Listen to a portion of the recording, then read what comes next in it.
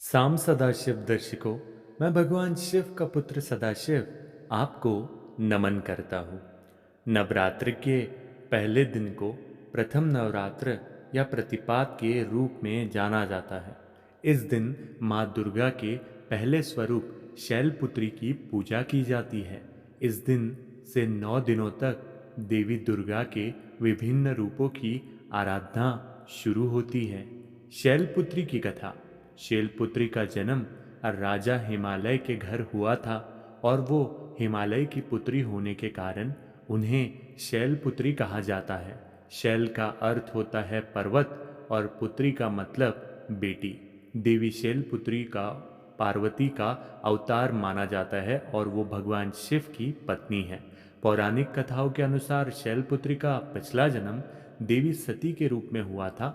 सती भगवान शिव की अर्धांगिनी थी। उनके पिता दक्ष प्रजापति ने एक यज्ञ का आयोजन किया, लेकिन भगवान शिव को आमंत्रित नहीं किया। इस अपमान से आहत होकर सती ने यज्ञ स्थल पर ही अपने प्राण त्याग दिए।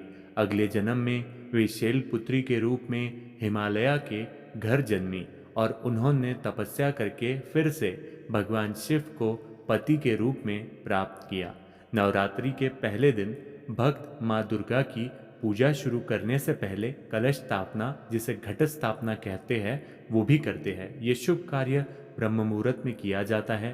कलश में जल भरकर उसके ऊपर नारियल रखा जाता है और उसको चारों ओर आम के पत्ते सजाए जाते हैं। इसे देवी की प्रतीक माना जाता है।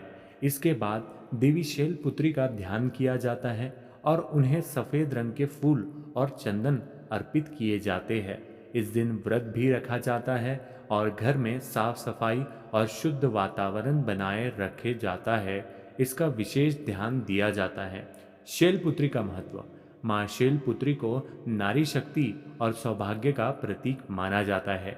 वे पर्वत की पुत्री होती हुए भी अतुल्य शक्ति और साहस का प्रतीक है। उनकी आराधना से भक्तों को आत्मबल और धैर्य की प्राप्ति होती है और ये विश्वास किया जाता है कि उनकी कृपा से सभी दुख और संकट समाप्त हो जाते हैं। नवरात्रि के इस पहले दिन माँ शैलपुत्री की पूजा करके न केवल आत्मा की शुद्धि होती है, बल्कि जीवन में नई ऊर्जा और शक्ति का संचार भी होता है।